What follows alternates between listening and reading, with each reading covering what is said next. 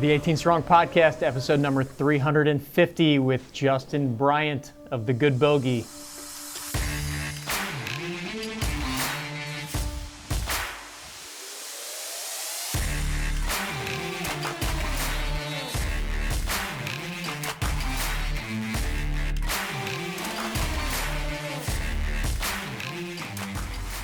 What's up, guys? Welcome back to the 18 Strong Podcast, where we are here to help you build a stronger game.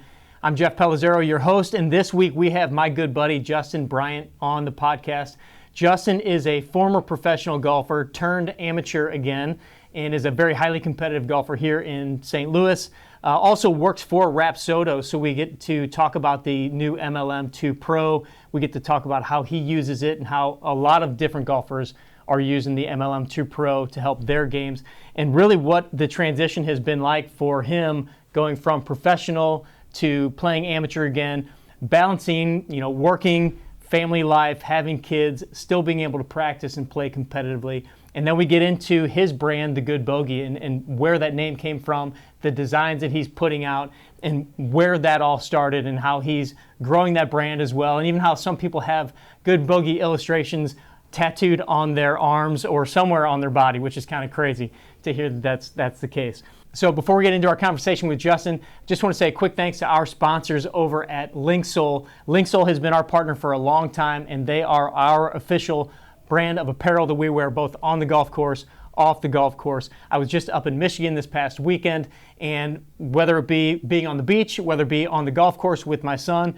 we were all decked out in our Linksol gear. We have all of our buddies in our mandatory Golf Friday crew, which was also something started by Linksol, and now we're really bringing that brand onto the links here in St. Louis, which is pretty cool. So go to 18strong.com/Linksol, and you can get 20% off on anything in your cart. So again, 18strong.com/Linksol. Now let's get into our conversation with Justin.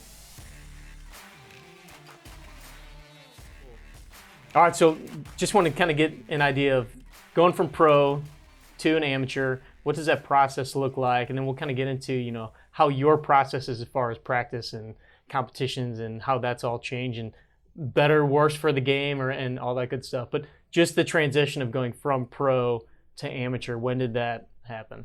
Yeah, so in 2019, I was playing professional still, trying to get on the Korn Ferry Tour.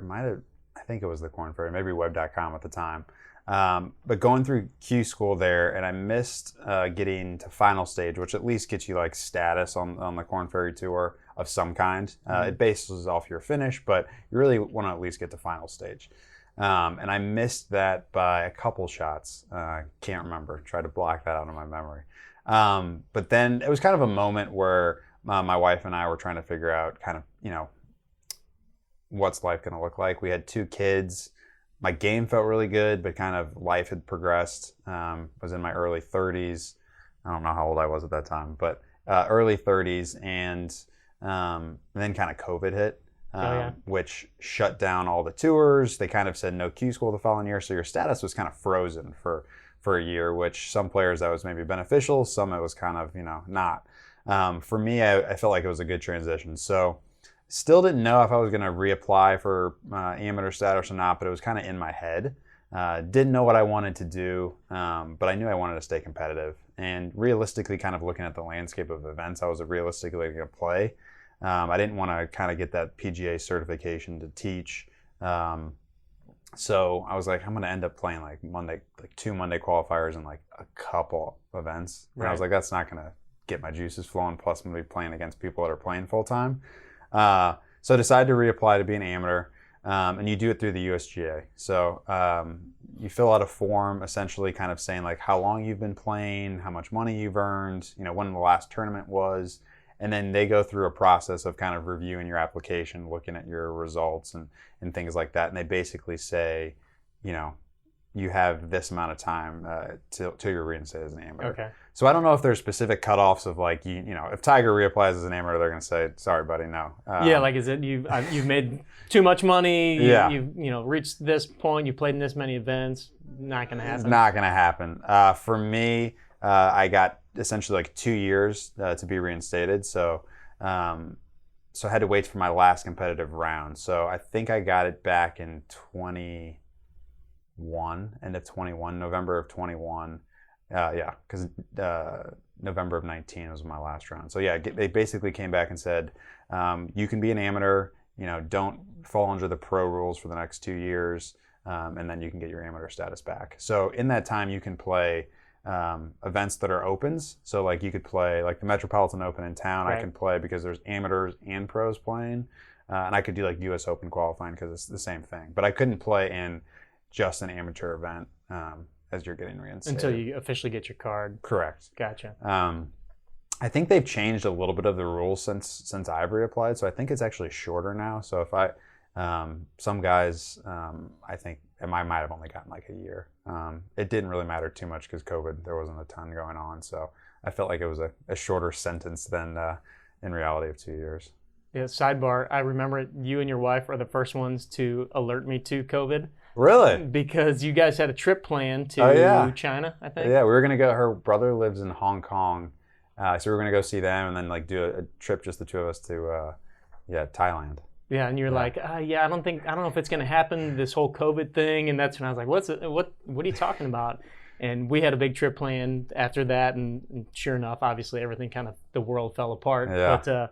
But so you guys are the first ones to I didn't know. That's tell me about the global pandemic. Yep, for sure.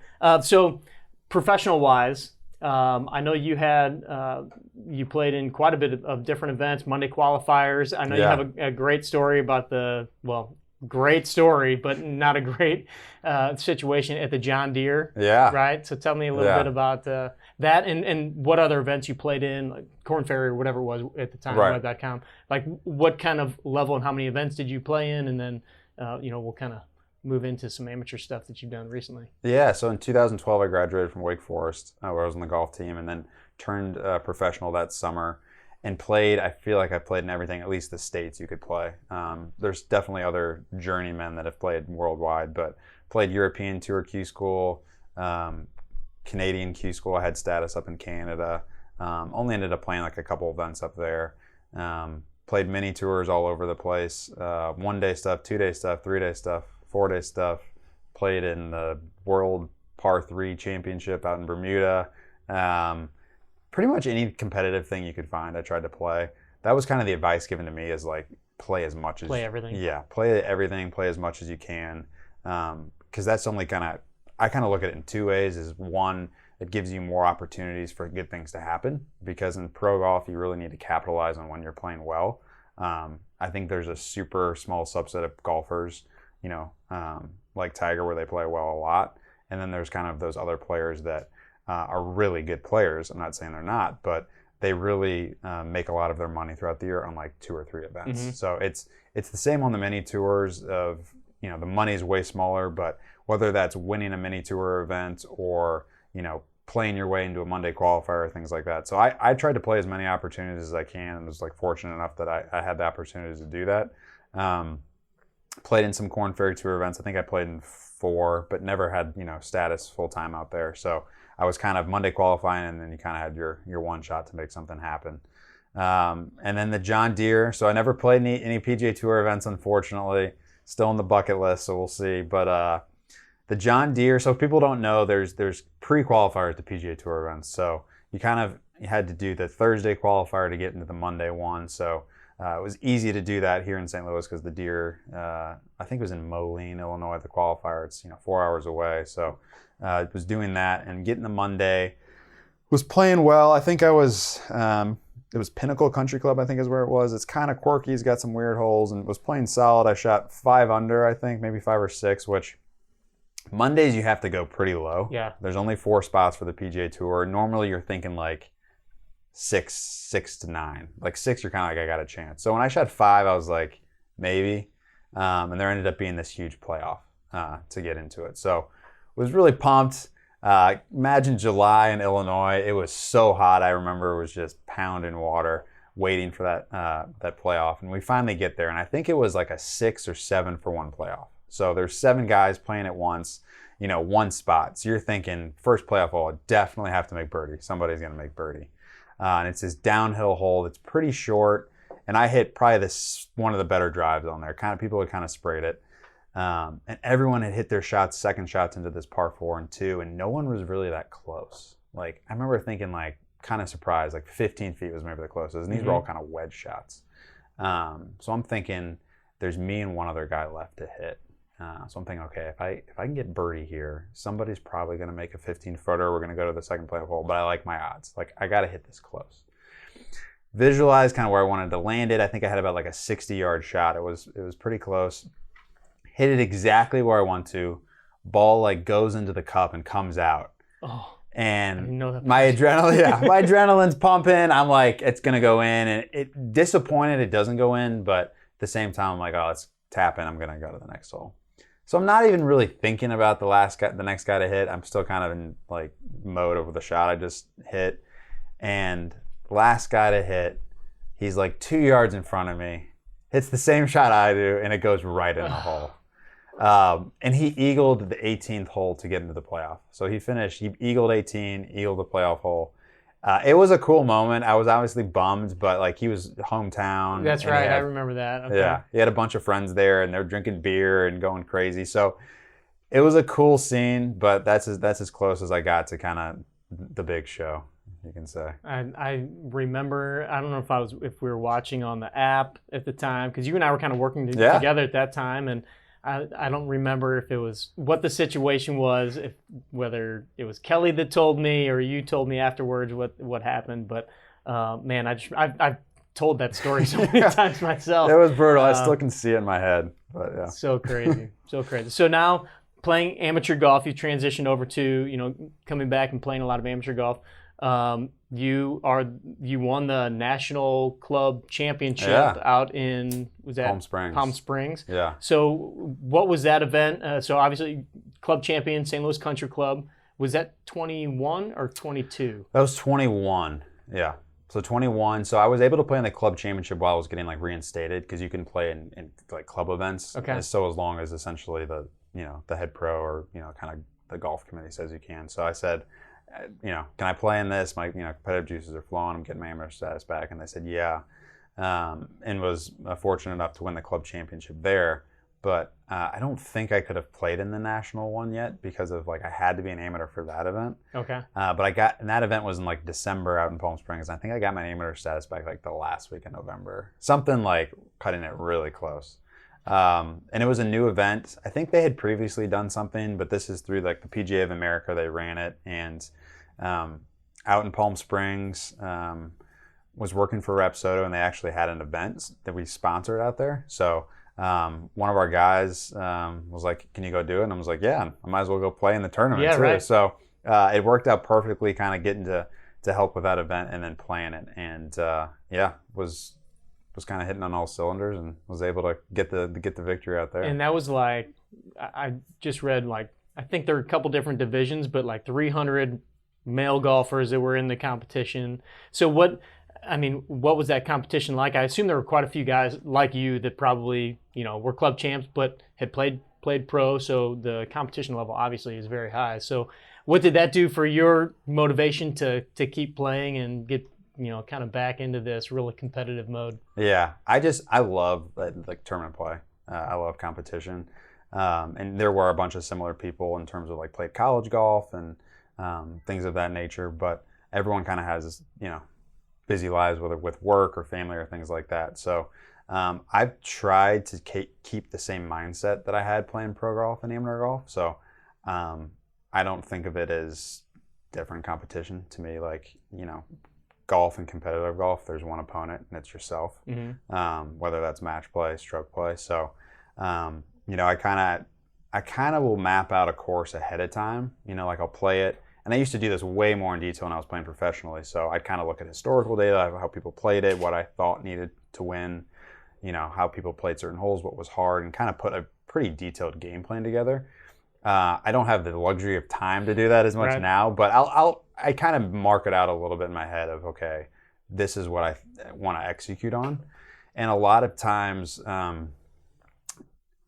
I don't say it out loud to people because it's going to sound ridiculous of like, my goal is to shoot X amount under par. Okay. But my philosophy is you do the game plan. I don't want to say perfect golf, but put together a game plan where you don't think like, hey, like I hope I play pretty well and shoot 1 under each round. Like I'm going to put together a game plan. And maybe that's going to fit where you are in your game now, but always stretch yourself with your game plan. So like, you know, my scoring average I think right now is like 70. Like I'm not going to go put a game plan together in my next tournament where I shoot 70, 70, 70. Now that may win a tournament, it may be great, but you need to plan for the round that's 6, 7, 8, 9 under par if you think that's out there. So that's what I did that week. I think my goal was to make 18 birdies in 3 rounds. For people that don't know, like Palm Springs, like the ball flies a little bit better. Can be playing in a dome a little bit. I mean, you still got to execute, but that was my philosophy, and I let the driver fly. And so I shot 6 under the first round, which was a PGA West. Was in the lead. And the other 2 courses, I can't remember where they were, but I think I shot 3 under, and then the final round I shot like 7 or 8 under. And so I think I finished making 18 birdies. Really? I think I finished like 17 or 16 under. I can't remember, but it all kind of came together as one of those moments. Like, yeah, that's kind of what I was trying to do. Plan, right? Sometimes you put together that game plan and you go out and shoot 2 under for the week, and you know that's fine, and you may end up winning. But I've always kind of thought I'm going to put the game plan together of what I think is achievable if I go out and shoot well, and it's not. It's that 54 birdie in 8 hole mindset with a little bit of realistic in there. So I kind of try to mix that, which was a big, just like shift in how I used to play golf. Which was I was very scared. I don't want to say scared, but like I hated bogeys. Like still hate them. Like to me the round of like no bogeys was like, okay, I played really well. And so I think I played with the mindset of like I'm not gonna make bogey this hole. And it's more of shifting that mindset of like, no, I'm trying to make birdies, and I don't want to make bogeys. So you're still like plotting your area on the course, playing smart golf, percentage golf, how you want to say it. But the mindset I don't think about bogeys. When did that shift? Was that in your pro, or is that more recent? So I got to give credit to college. We used to laugh because there was one of my teammates, Lee Bedford, who was a great player, who was an All-American. He would say, and I don't know if he got this from Coach Haas or not, but he would say, if you make 6 birdies, you can only play so bad. And I was like, well, yeah, Lee, but like 6 birdies is pretty hard to do in a round. And the older I got, I was kind of like, Lee was kind of onto something with that. And you're not going to average 6 birdies, but that's kind of the scorecard I go under a round is I'm going to try to make 6 birdies. And it's not like I'm going to go at a tucked pin over water with a 3-iron to make 6 birdies. That might be that hole I'm going to aim 40 feet to the right. And, okay, once I'm over the 40-footer, I'm trying to make it, and if it's not in, I want good speed, so it's a tap in. So it's not like this reckless, abandoned philosophy where I'm trying to make 6 birdies, but it's that mindset of I'm trying to play the best of my ability each and every hole, each and every shot, each and every round. And since I've adopted that mindset, I shoot way more really, really low scores. And then, so my best scores got way better, and then my worst scores got better. And I don't think about like not making bogey, So, it took me a while to adopt that, and I think there was some skill that needed to like improve to kind of really believe that I could do that. And then you kind of have to believe you can do it, and then you got to see yourself do it, and then you're kind of like, all right, let's do it. I mean, you've seen yourself go pretty low quite a few times, and now you can kind of go back to that memory bank. And so practice-wise now, because I know that before you were very stats driven. You kept spreadsheets, you kept Excel spreadsheets, and you were a guy that went out and you practiced all day long. You had your routine, you had your regimen. Well, now you have 3 boys. Yep. You've got a beautiful wife. You've got a job. You've got all these things, but you're still playing competitive golf. How has the practice changed, and how has that impacted the game? Yeah, I wish I knew what I knew now, like playing. I think a couple things. I think when you're in the mindset and the competitive nature of like playing, trying to make it to the PGA Tour, trying to become world number 1, whatever the goal is, I had this sense of I'm not doing enough, and I need to be practicing. There's always somebody practicing. There's always somebody going to get better, and that's true. But really got to look at yourself and say, what do I need to do well? Not what does Jeff need to do, or not what is everybody else doing, but like really focus it on your bubble and like, what do I need to do well? So I think one, like I don't play as much. So I think what I learned from that is like I needed to rest more when I was playing professionally, and like rest in terms of recovery, whether it's sleep, nutrition, anything. I think I kind of thought I was doing that to some capacity, but like I wasn't really listening to my body when it like really hurt. I was kind of like, it's hurt for the last 10 years. Right. And so a little bit of that perspective has been helpful. But I would say too, now it's like I have an hour. So like what really matters. And I think a lot of that is more of like when I practice, it's more like very performance driven practice. And I don't care at all really what my swing looks like. I say that more as an exercise. I care a lot about it, but that's more of the mindset. It looks pretty good, so you know. But it's doing spending a lot more time on that kind of stuff. So like doing little games on the range, or if like I have an hour like really working on something specific like wedges. So a lot of times I've kind of realized that at least the courses we play now that I'm not playing pro are a little shorter. So what do I need to do well? And for me, I'm not saying this is everyone, like I'm a pretty good driver of the ball. I'm not super long, but like my misses are good. I've always said that's like a strength of my game, is like I don't hit it the furthest, I don't hit it the straightest, but when I hit it bad, it's pretty straight. So really working on like drivers and wedges. And because I kind of feel like there's 3 different golf swings. Not trying to confuse people, but like as I've gotten better, I've learned like there's not really one motion. There's kind of your stock swing, which we all learn. And then like with a driver, you kind of swing slightly differently. So that might be like hitting up on the ball a little bit more versus all other clubs, you're kind of hitting down on it. And wedges is completely different. So the last like year or two, I've really spent a lot of time working on wedge play. And I've kind of thought like if I hit my wedges good and I drive it well, that kind of blends the middle swing together well. So working on that, I hardly work on my putting. Really? Hardly. And my putting's way better than it used to be. So I think that's a big learning thing too, is like when I hit putts, I'm putting against, I have, 3 boys, 2 of them, they're little, they're 4 and 6, but I do very basic games with them, speed games, making putts, and I don't think about technique and putting at all, because I just know like I'm not going to play that much and I'm not going to focus on it. So I have like a very couple checklists of the fundamentals, and to me, I try to make putting as reactive and athletic as possible. Interesting. Like, I'm like, I've just thought at this point, I've hit so many putts, I know how to hit a putt. And like when I play catch with my boys, I'm not thinking about, there's a couple things you think about. You step forward, your momentum goes, you throw it. Like you don't think about my arm position, how far I'm taking it back, because I've thrown a baseball at this point a ton of times. And I think over the years with like putting, I thought about, I would be that person, like that kid that's trying to figure out how to throw a baseball, even though, I've hit a ton of putts. So kind of adopted the mindset of I've put in the work already, and just focus on the target and play catch with the target. That has always made so much sense to me. Not that I take that into my golf game necessarily, but, coming from a soccer background and just speaking baseball, like if you think about throwing a baseball, and somebody's glove could be anywhere, but your body figures out how to get it to that different direction. Or you're playing shortstop and you got to throw it to second, or you got to throw it to first, or you got to throw it home. You just naturally, instinctively do that. So that makes a lot of sense to me. The the wedge, you said the wedge swing is a little bit different. Just explain that a little bit. What's different there that you found? Yeah, so I thought I was like a decent wedge player, but I used to swing it like I'd swing every other club, and I'd kind of hit these like high spinny wedges, and if there was no wind, it was pretty good, and then you'd kind of get in situations where it's downhill, uphill, windy, and I struggled.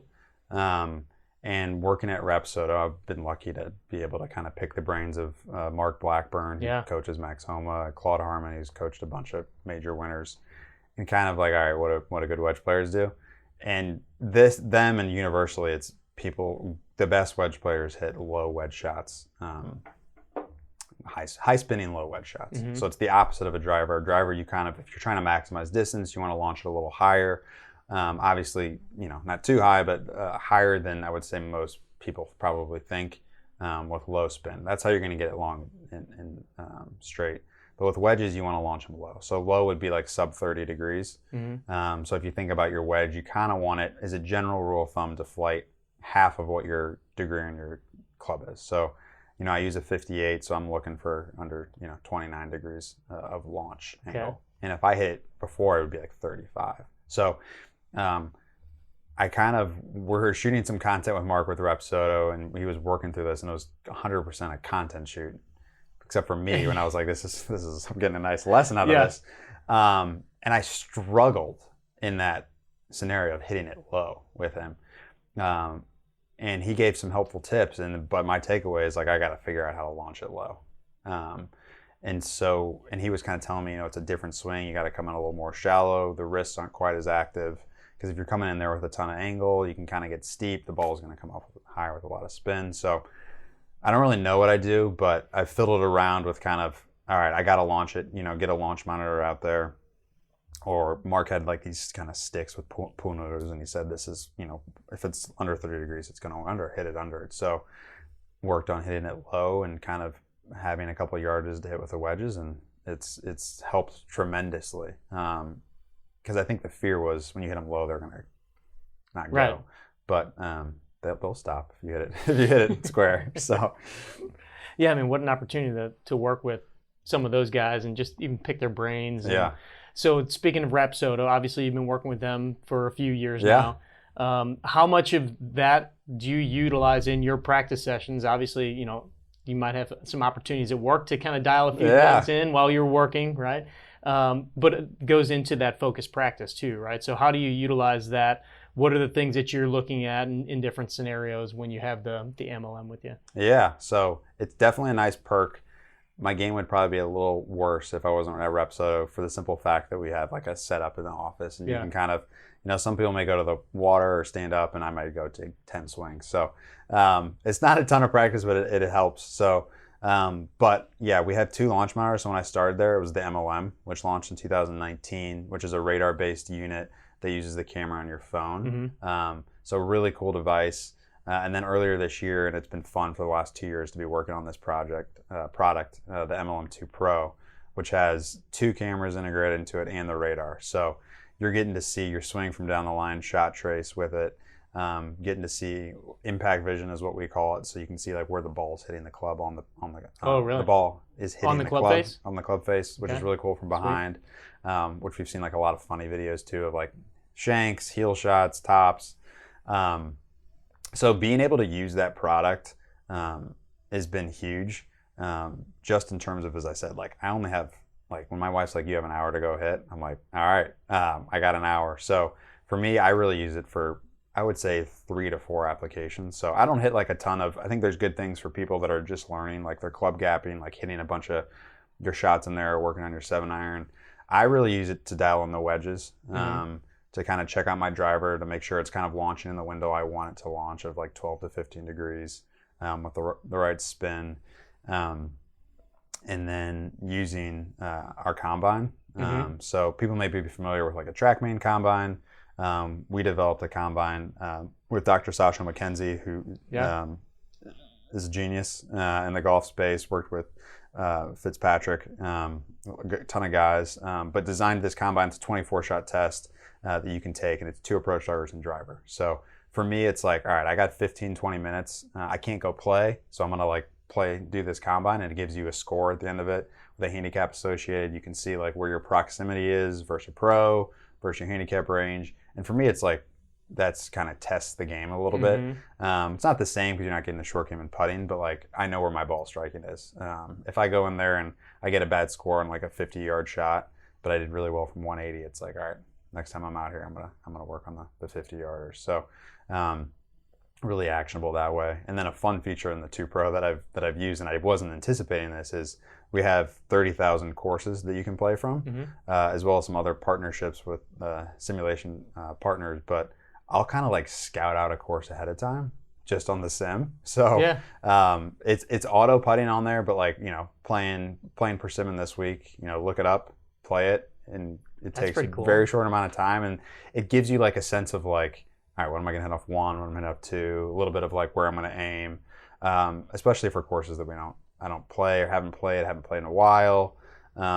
So that's been like a very helpful thing that I wasn't anticipating in terms of like very practical way to use it. So. Yeah, you probably thought like, I won't really use the simulator stuff very much. I'll use it more for the practice. But whereas, a lot of people just want to use it for the simulator because it's just like playing golf. But that's pretty cool. So how long does the combine take? And you said it's only 24 balls? Yeah, so it gives you kind of 6 warm-up shots, and then there's 24 shots. So you'll hit, it's a nice rotation too. So you'll hit 2 to the first approach target, 2 to the second approach target, and then 2 drivers. And then you'll go through that 4 times. So 24 shots. So it takes me about 15 minutes, maybe 20 if I'm like very meticulous or cleaning my clubs between each shot or something like that.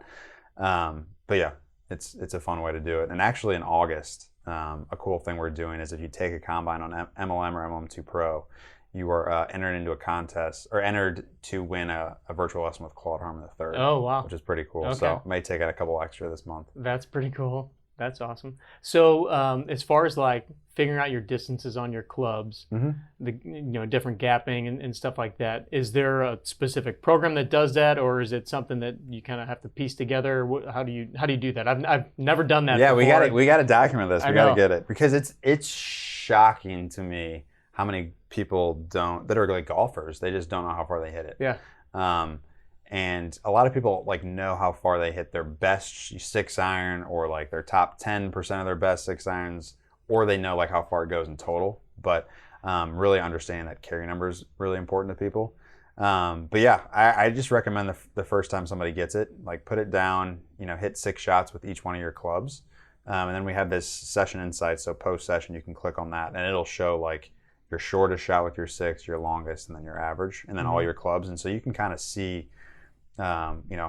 what distances you have between each club. So you kind of want 12-ish, 10, 12 yards, between each club. Okay. A lot of times what we'll see with people is like their 3 or 4 iron or their 3 hybrid 4 iron, 4 or 5 kind of go the same distance. Like if you go in there and you hit shots and you have like a 4-yard difference, like you should go get fit and or put an extra wedge in there because that's not going to be a meaningful enough on the golf course to make a difference. So that's like the first thing I always tell people: just go out, hit every club in your bag, hit 6 of them. Recommend 6 because that's kind of enough as a sample size to hit, and then you can kind of see how your bag looks. That's check number 1. Yeah. I remember going through some of the combine stuff with you when you guys were doing all your testing. Yeah. And you were an early beta tester. I was, and I remember it was an eye-opening moment when you're like, you should always lay up to 90 yards because like of all my clubs, like that was the one club that I hit pretty consistently, and you're like, whatever you do, lay up to 90 yards. Yeah. And that was eye-opening because I'd never really it was always just kind of like, just try to get as close as you possibly can. You're like, no, you're better back here than you are up there. If you're averaging 90 yards, your proximity is closer and you're like twice as bad from 50. But that's like, it's good to know. Yeah. It's like, whether it's that or like, I'd say kind of the 3 things are 1, figuring out like where your strengths are. So like you understanding that. That leads into like this guy in our office, like loves hitting his driver. And so like when he takes a combine, his handicap is like a 1.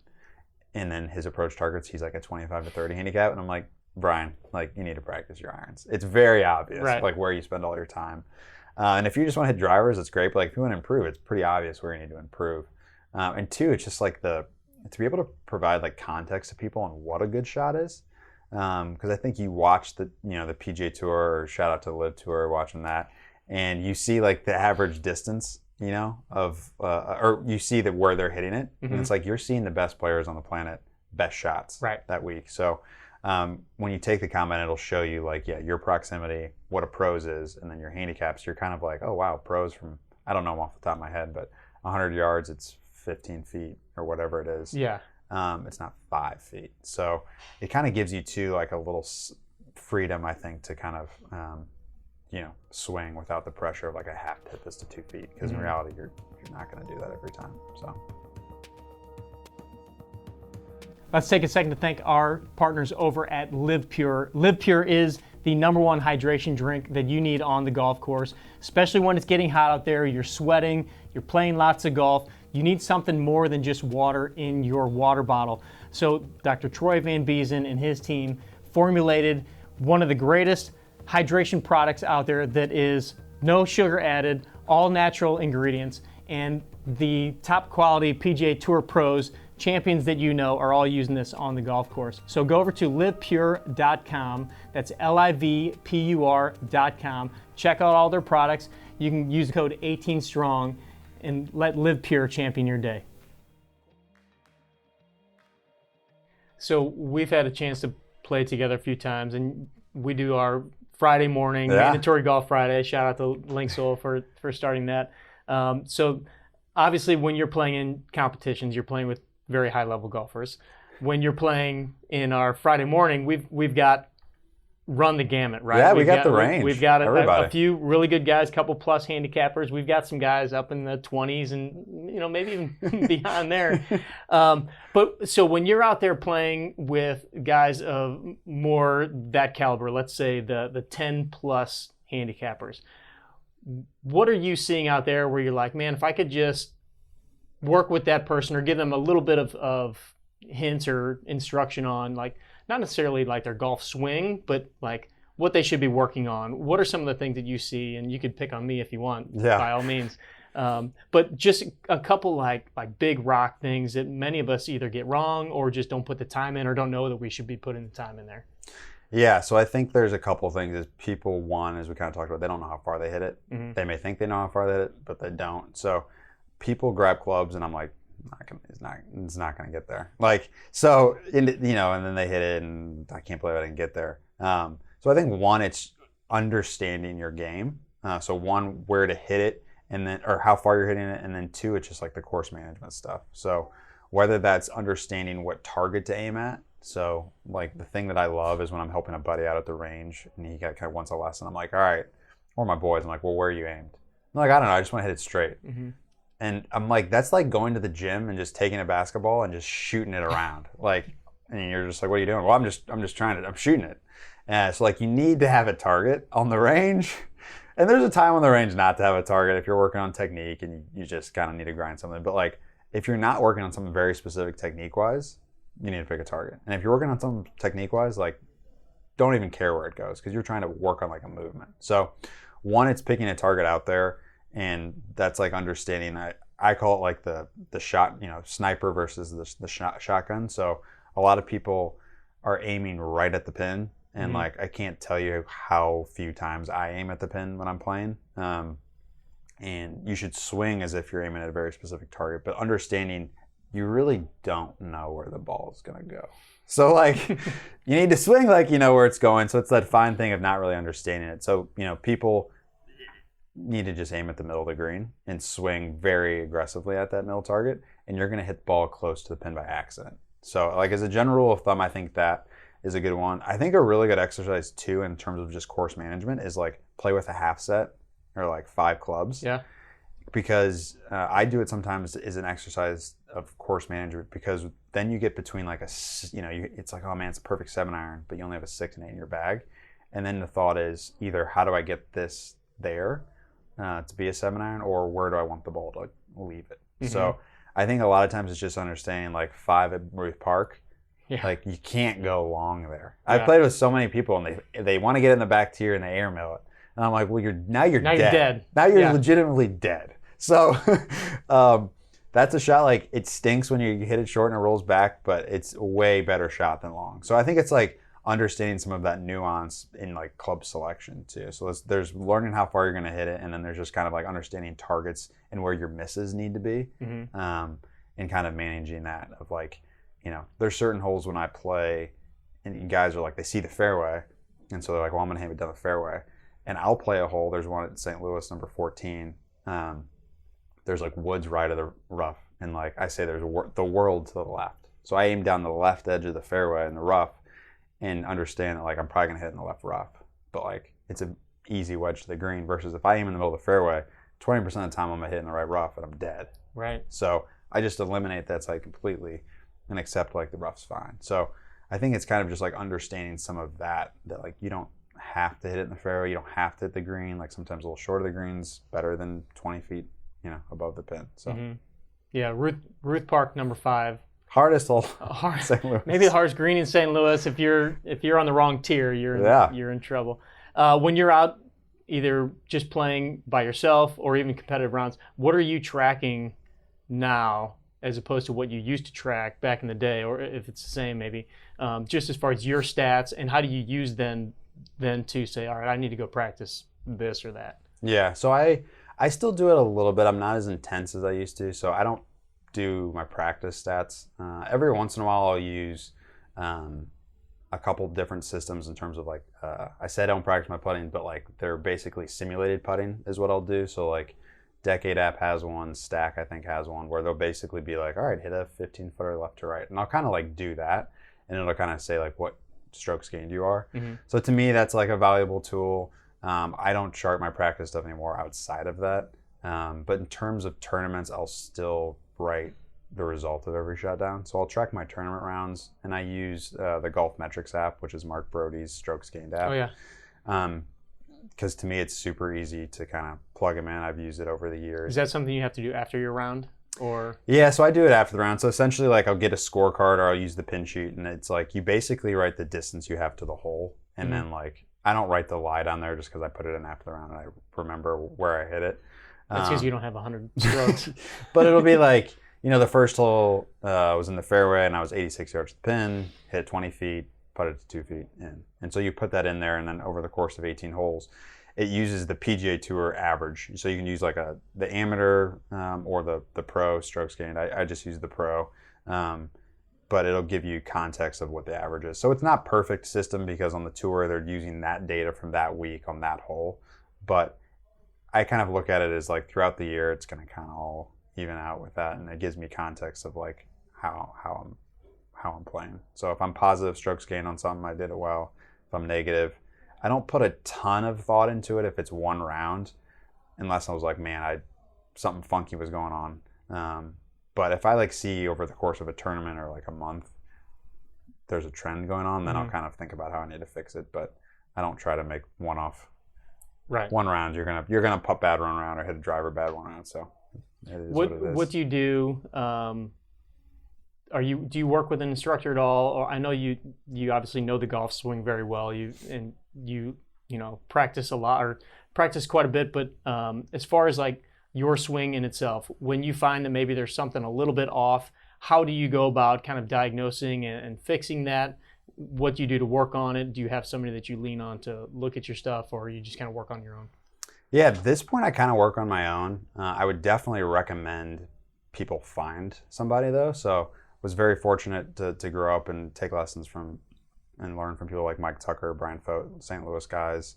But also Jack Lumpkin taught me for like the majority, I would say, of like high school, college, pro, at least 15 years. Mm-hmm. So, and he really instilled in me, he was always there if I needed him, but he was like, listen, like Jack Nicklaus got like 2 lessons from his coach a year. I forget what it was, but basically trying to say like, you need to own your swing. So I really think that was like 15 years. We didn't like learn everything to know about like golf swing. Mm-hmm. So wouldn't say like I'm really smart there, but I feel like I have a PhD in my swing. My tendency is what I need to do to get better. So I don't work with anyone now. I kind of the values and lessons he taught me there. So I keep it really simple. To me, normally posture, grip, alignment is where you start. So PGA is pretty easy to remember. So if I'm hitting it funky, that's the first 3 things I check. If that kind of goes off that seems fine. I kind of just keep it simple. So like I kind of think about the area between both, like my backswing from my hips on both sides. Mm-hmm. And if that area is good, you're going to hit it good. So like I don't have a ton of time now to like work on my backswing and where it's going to be. So I kind of try to think about where I need to be at impact. Think about the shot shapes I need to hit. So he always told me like, if you're hooking it, just go on the range and hit a bunch of cuts. If you're cutting it, you need too much, go on the range and hit a bunch of draws. So keeping it super simple is how I try to do it. And some days you feel so lost. And then Kelly, my wife, kids, I'll come home and be like, I figured it out. She's like, yeah, I've heard that before. That's the next Good Bogey shirt you need to make is I figured it out. I was just thinking about that the other day. I figured it out. Good one, I mean, the words you hear most in the world of golf that is like, oh, you just cursed yourself, right? It's like figured it out. Oh, it feels so easy though. Yeah, it feels so easy. And then you go out the next day and you're like, it's not working. Nope. So speaking of coaches, you had the pleasure of playing for Coach Haas at Wake Forest. You played with Webb Simpson. Any good Coach Haas stories for us? Oh man, Coach Haas stories. He's just the best. I mean, he's like a big kid in some sense. I love that man to death. Still text him and talk him all the time. We talk about, he's from St. Louis, an area of Belleville, and so I always text him about the Blues and Cardinals and Nelly songs. And his son's going to be on the Wake team next year, which is awesome. Oh, no way. Yeah, he just won the Eastern Am, I think. Wow. So excited to follow Kyle's career. Man, I don't know about I'm probably blanking on a couple gems, but the one story that sticks out to me in college was I didn't make, so in college you have about 12 guys on the team, only 5 travel. I didn't make this tournament, but early in the morning I get a knock on my door at 4 a.m. and I was like, some drunk kids here. So I kind of went down a golf club because I was like, it was our house, and I was like, you just don't know what you're gonna get at 4 a.m. in the morning. And it was this freshman on our team. He's like, you need to go to the tournament in Tampa. I was like, Brendan, what are you talking about? He's like, so and so sick. You need to go down there. They've been trying to call you or whatever. So I pack. I think my flight was in an hour and a half. I had to drive to Charlotte, get down there, warm up, and haven't played the course. Jet lagged. They drive me to the course, and I'm hit a couple balls warming up with Coach Haas, and he's kind of catted me away around. And he always jokes that he's like, you were striping on the range, and then we tee it up, and you look like you hit a wiffle ball. Because I hit this big balloon slice, I'm sure I was nervous. I don't remember. It was ugly, but hit it way out to the right, chip out, and I have 90 yards to the green. And I look in my bag, and I'm like, I have 2 58 degrees in my bag. So I'm freaking out. Oh, no. Because I'm like, I just got penalized, but then I realized I have no sand wedge. But I didn't want to tell Coach Haas, and I chunked the chip in the bunker. I made double, triple on the first hole. But I didn't want to tell Coach, I don't have a sandwich. Until we get to the 7th hole, and we're in the rough, and I don't remember, it was 107 yards. He's like, we got 107, the wind's doing this, you got to land it here. He's like, what do you like? And I was like, well, I was like, we could use the new 58 with fresh grooves, or you could go the old 58 with worn out grooves. I was like, and he kind of pauses and looks at me and goes, I don't have a sandwich. And I don't remember what he said, but he just very calmly was like, no grooves. And I hit it, and we laughed just about that whole day because it was a bizarre day, flying in. I had 2 lob wedges, hit a wiffle ball off the first hole, just terrible shot, and ended up, I think, shooting even or something. I had a good round, but that's the memory I have of Coach the most there. Yeah, we had him on the show a long time ago. He has texted me a couple times to get extra 18 strong t-shirts. Oh, he's texting me too. He loves that shirt. He loves that shirt. But no, he's just such a fun guy to just interact with. Obviously, I've only had a couple interactions with him, but that's cool that his son's going to be there, and we'll have to follow him as well. All right, so obviously I'm sporting my Good Bogey shirt. Yeah. The Good Bogey is your Instagram handle, and tell us a little bit about what the Good Bogey is, where it started. Obviously, you've got some design background, and you're putting out some merch, but also the swing traces and all kinds of stuff. Yeah, so not a short elevator pitch answer on the Good Bogey, but essentially as short as I can make it was during COVID, finding other outlets, things to do. And my family has a huge art background. My sister has a company that has a lot of art infused into it. Art history majors, it just kind of was always around me. Kelly's, my wife's grandpa, is a really good graphic designer that's done a lot of really cool, famous logos. And so I feel like I've always kind of been around that design art kind of thing. And so there was some specific things. I wrote a kid's book for Jax, my oldest son, during COVID. And I was like, I kind of don't want any pictures or kind of some art stuff. And I was like, I kind of want, this is kind of the look I wanted, but it didn't exist out there. So started kind of making some of my own things. And then it was just a really good exercise for me because one, I fall in the spectrum of trying to be a perfectionist versus not caring about anything. So that's plays its way out on the golf course. It plays its way throughout life. So I was like, all right, this is a good exercise for me of doesn't have to be perfect, but like let's get stuff done. Let's put it out there. Like let's just kind of create. And so that's where the good bogey came from. Is like people, are bogeys good or bad? I mean, for they're bad, but for many golfers, they'll take bogey golf, right? But that's the thing is like it's all relative, right? So like to some players, bogey's good. Yeah. Like some players, bogey's really bad. They're situationals. Like, do you remember what Tiger did in 2019, the Masters? Like, well, he won. Oh yeah, he won. Yeah. He won. Do you remember what he did on the first hole? No. Do you remember what he did on the last hole? No. So I don't remember what he did on the first hole. Yeah, but he bogeyed the last hole. Yeah. And he won by one. So like to me, like if you isolate that one hole and like did Tiger play the hole well, it's like, I mean, no. But situationally, he did. So it was a good bogey in that sense. You know? Hitting your ball out of bounds and then making a bogey is a good bogey. So I think for me, it was more of like an exercise of just like that, like if in order to like for us to change as humans and like whether that's culturally beliefs, like you have to like have these rituals in your lives of like actually doing that. So for me, it was just like I want to shed this like perfectionism and like do stuff. And so the ritual was creating stuff and just posting on the good bogey. So like I had no expectation. It was an exercise purely for me. It was purely fun, and it kind of morphed into what it is continuing to be. Now there's kind of things I want to do with it, but it's kind of golf art graphic design thing. So I've been fortunate enough to create some designs for some people, and some of it for myself that I sell, whether it's T-shirts or pieces of art. People have turned them into tattoos, which like still blows me away. Yeah. So like one of our logos is like a kid caddy. Yeah. Is it on the back? It's not on that one. It's not on that one. It's on your fridge over there. Okay. But it's a kid caddy kind of like walking with his bag, and there's kind of like an Augusta theme one, and there's kind of like a Pinehurst-y theme one. Yeah. And there's a couple other ones in the works, but that was kind of modeled off my middle kid, Lad. I love Lad. Which Lad's awesome, all three of my kids, and Lad just kind of has this like love sports, love action, but like kind of doesn't care.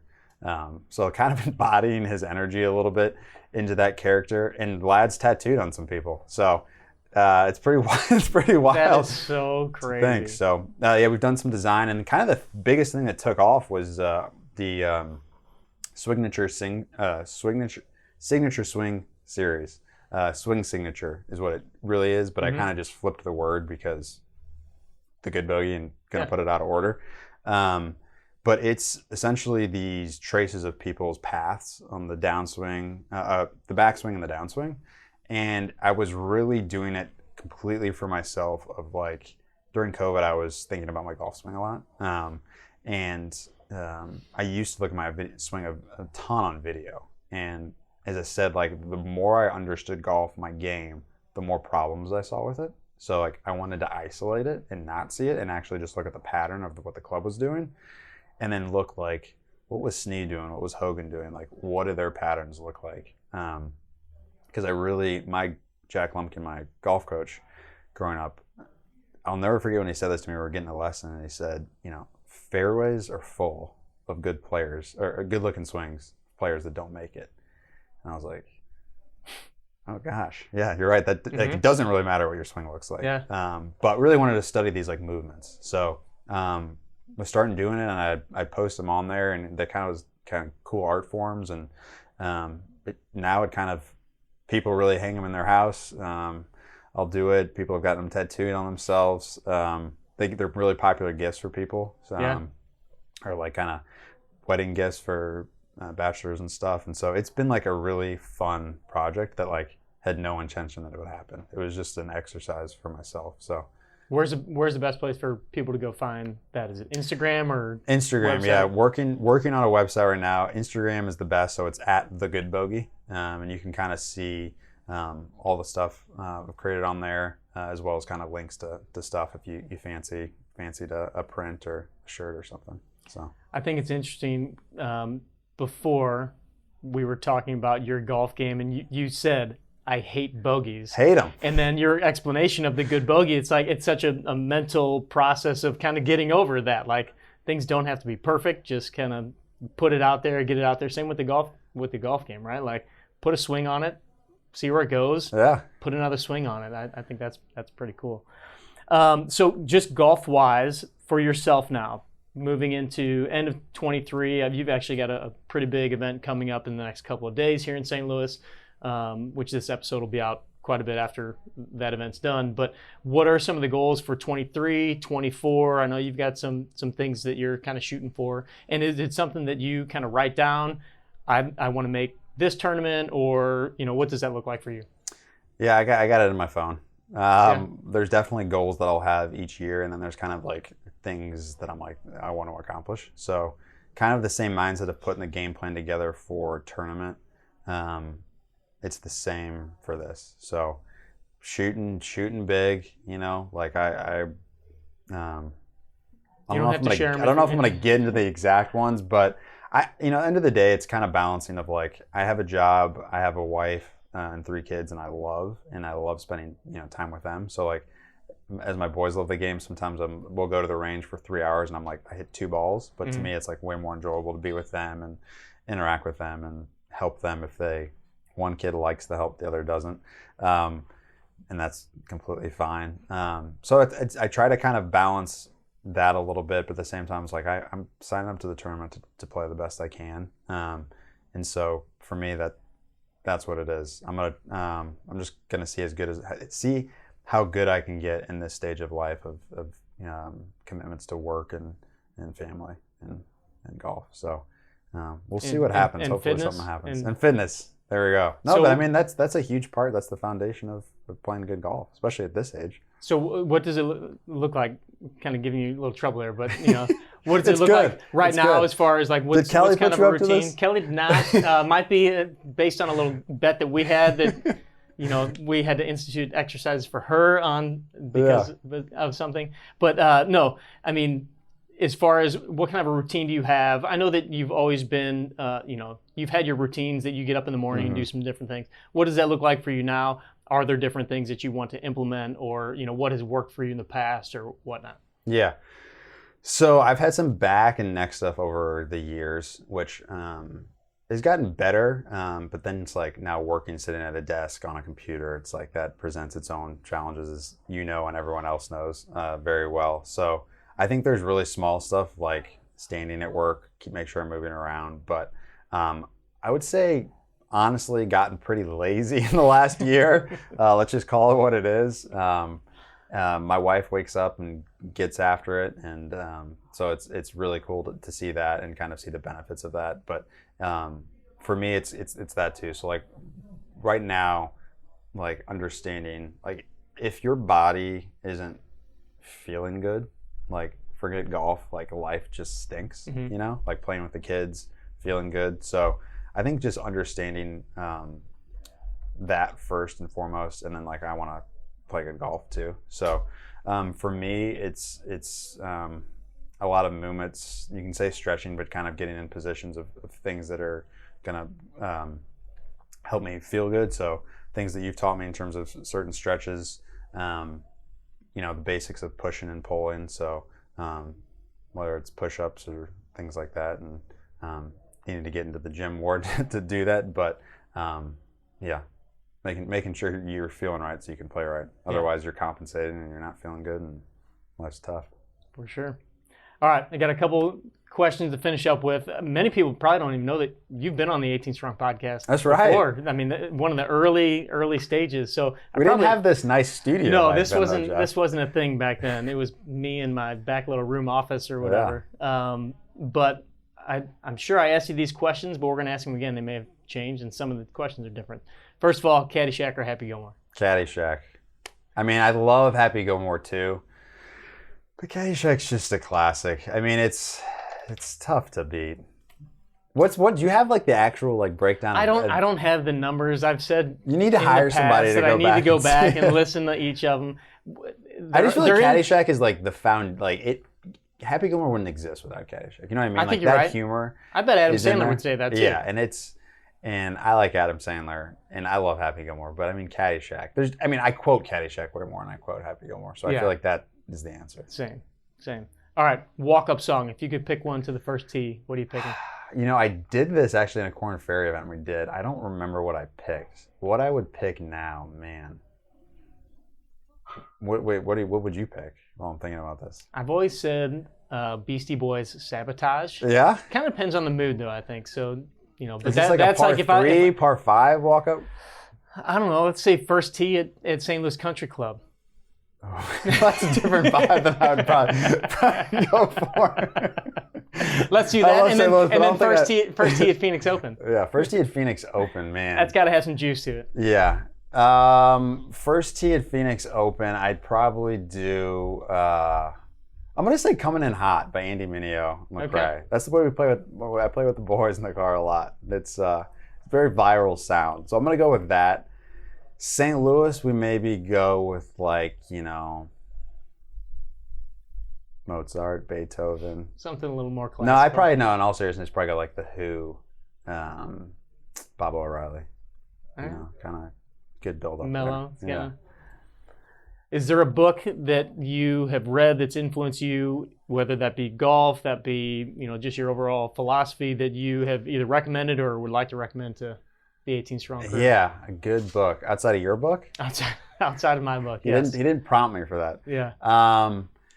Man, I don't read as much as I should, to be honest. I read a ton before kids, and I don't as much now. So for me, the Bible, I read, and really that foundation of relationship with God and understanding that. So I would start with the Gospels. If I would recommend to someone to check those out. I think people have heard of them, but it's still good. It's still good. Other books, in terms of like golf, like Bob Rotella's stuff's really good. I get in like some random books of like, no one wants to read these. Like mindset, history, like what? Mindset. I'm not a big like fiction person, so I like understanding, whether it's number stuff or just kind of how different people think. So that's kind of how I go to. I like to understand I was an econ major in college and religion, so I like kind of the psychology or kind of like understanding human behaviors, how people do things well or not well. So anything that falls into that category, I just find really interesting. Cool. Who would be in your dream foursome if you could go play golf with anybody, past, present? Who are you playing to pick, or who are you picking to play 4 or 5 hours with? You can pick their brain. You can hang out with them. I'm going to give you two answers. Can I give you two? You can give me two. Okay, so answer number one is definitely my kids. I do it now, and it's just the best. It's so fun, and they fight, and there's moments where you're like, why are we doing this? But it's the best. If I was doing like the other foursome, I'm gonna mix it up. I'm gonna say, I'm gonna go Adam Sandler. We'll get he has to hit it as Happy Gilmore. We'll get in there. We're gonna go Bill Murray in there from Caddyshack, and then the last one to round out the foursome, who would be? I'll go Larry David. Look at you! You're going straight comedy. I just feel like that'd be like probably not high quality golf, and I don't know if those people like each other. Maybe that's like a disaster pairing, but I feel like there'd be a lot of entertainment value in that. That'd be a very, very entertaining round for sure. What's a bucket list course that you would want to play? Like if we said, Justin, we got the jet fueled up, we're going tomorrow. Yeah. Where are you picking? There's a lot. So I've played our mutual friend Wheeler Frost. Went over for his graduation when he graduated from St. Andrews, but the old course was closed. So because I think the Open was coming there in 2 weeks. I think that's when Zach Johnson won. But we played like the new. We played Kings Barn, Carnoustie, and that was awesome. And I just love that. So to me, I know it's cliche, but the old course, want to play it. It's like you've played it on video games and all stuff, but be that. But there's so much good golf. Like I want to play Bandon Dunes and stuff stateside. So there's a long list. Yeah, long list. Like most of us. What's the best golf advice you've ever been given? Best golf advice I've ever been given. Care less about it. Care less. Like think less. I think I think there's that fine line between every round of like, if you're scale from 0 to 10 on where you care, where your energy level is for that round, you kind of have to figure out where you play your best. So Some people play best if they're at a 10. Some people play best if they're super mellowed out. I'm kind of in this like in between. I would say like a 6 or 7, where like I really care, but I gotta pretend like I don't. So so for me, kind of just like, hey, just don't care as much, for me has been like really beneficial.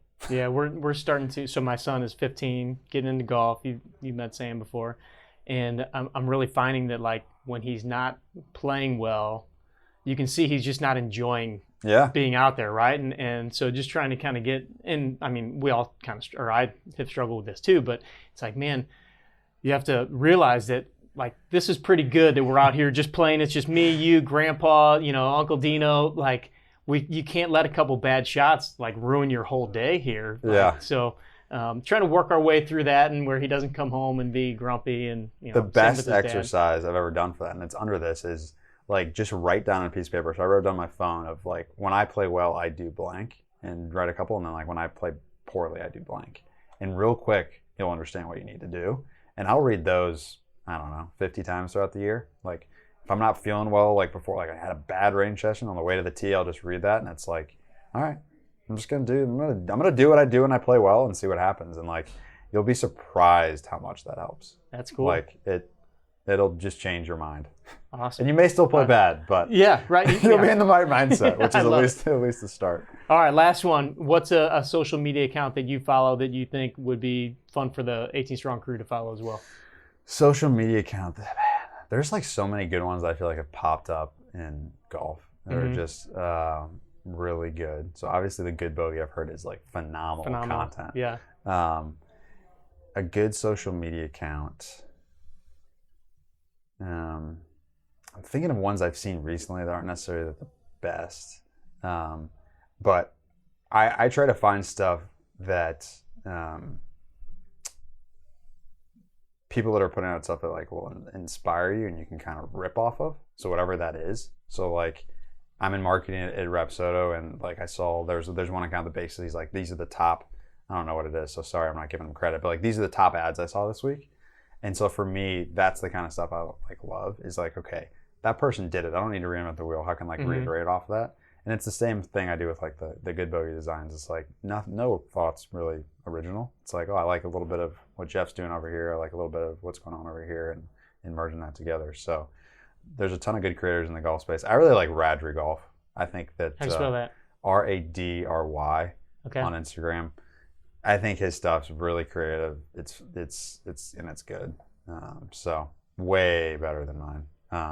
But it's a cool brand to follow, so people should check out that. I have to check it out. All right, best place to follow you and even your golf journey, would that be the Good Bogey? Do you post stuff about what's going on in your golf world? Yeah, I do a little bit. So yeah, at the Good Bogey is the best Instagram.